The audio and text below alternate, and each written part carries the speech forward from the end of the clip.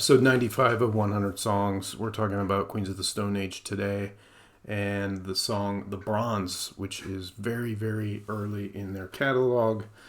This is a song that was one of the first songs I heard from them and I fell in love immediately. I was already a fan before they even really started because I was a big Caius fan and had seen them tour and was a fan of Caius early on also, and was buying their records when they were coming out.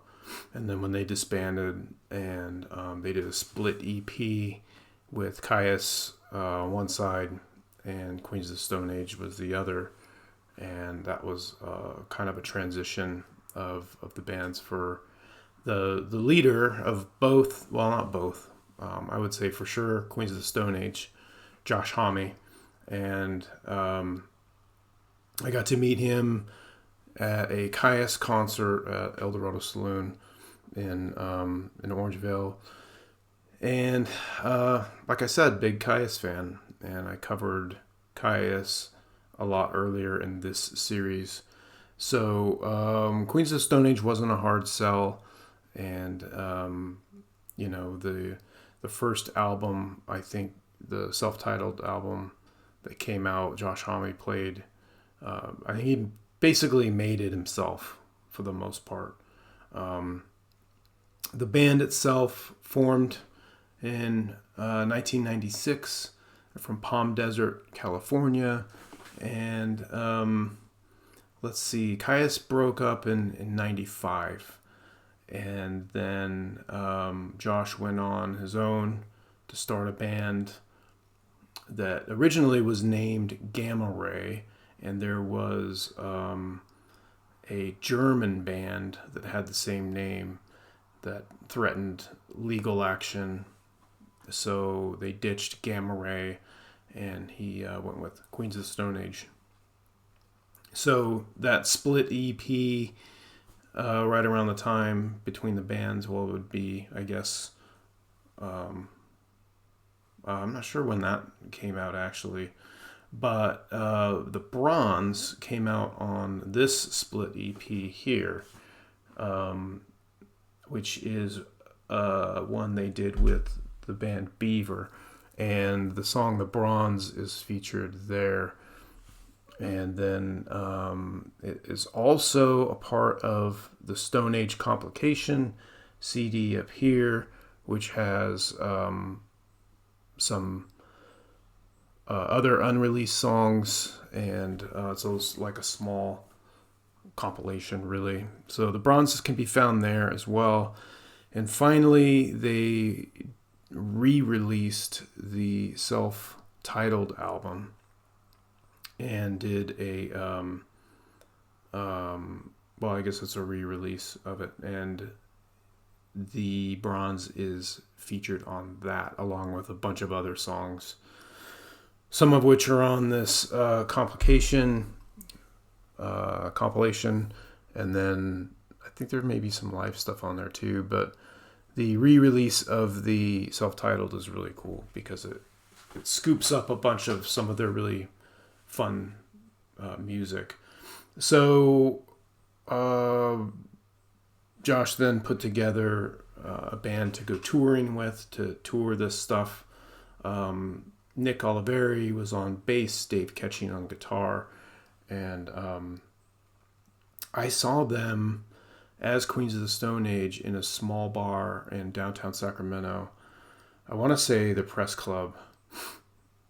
I'm pretty sure it was the Press Club. I'm not positive, but it was really small though. Like it was one of those, they were kind of in the corner and people were just kind of standing around them. I don't even really recall the stage being raised at all, maybe a foot or something, but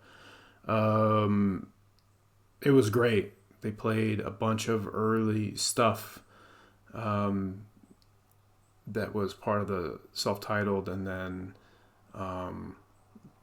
the sound's made up, but I was a big fan of the song The Bronze, and it was kind of a situation where you could call out songs, and I requested The Bronze, and they played it, and it was great because I was like not thinking I would necessarily hear that song or whatever.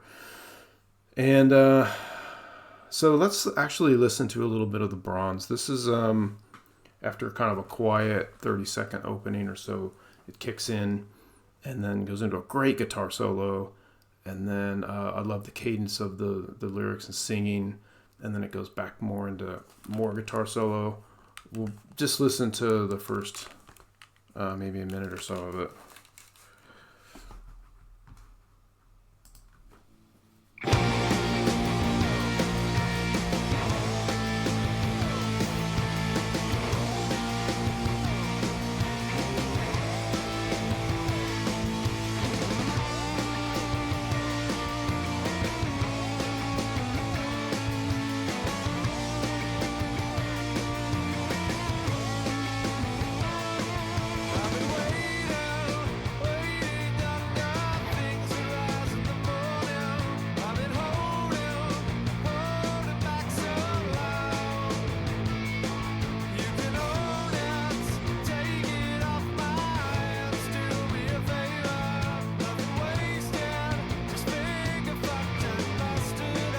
I love that off drum beat right there.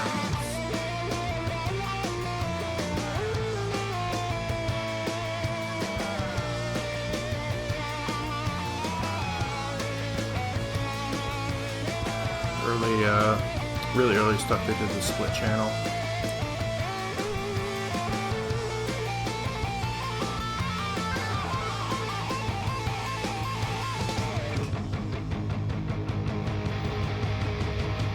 Goes into another section.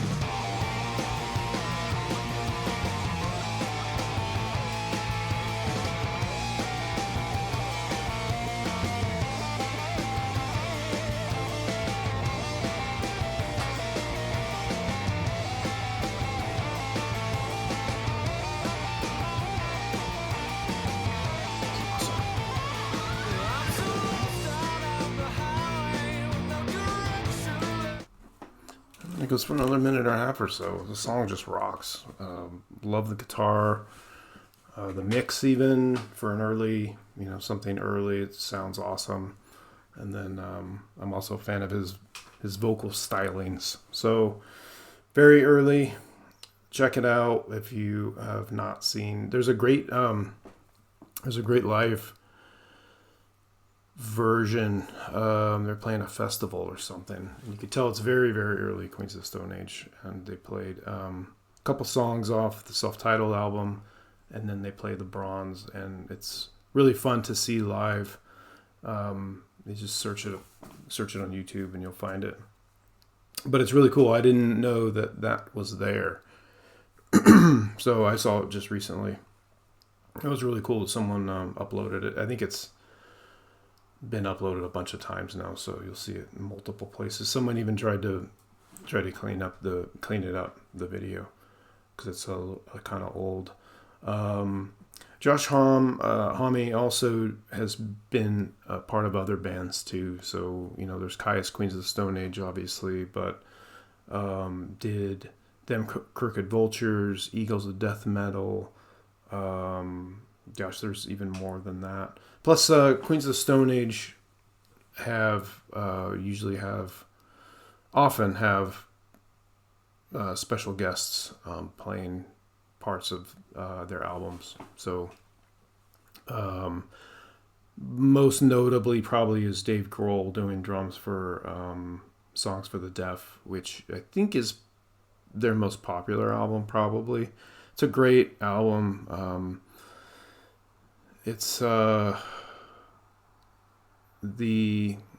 guess it's 3 albums in.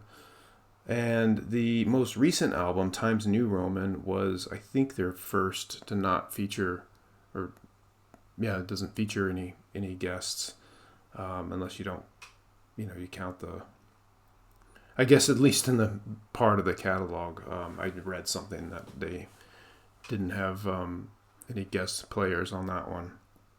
And it was critically acclaimed also. So I think all of their albums have kind of their own feel to them. They all feel different, and there's different aspects of each that I really appreciate. So, like I said, I saw them in a really small environment in a bar, and then years later, when they got more popular, I saw them at in Santa Cruz, and that was a much bigger show, a bigger production, and they were at their height of popularity, or maybe not the height of popularity, but they were certainly popular enough to sell out like a medium-sized venue, and I think they could do big venues now. So I think they're as popular as they've ever been. Great band live too. All the players in that band are solid, and the lineup changes over the years. Everybody involved with that band is just great. So let's see what we are going to cover next time.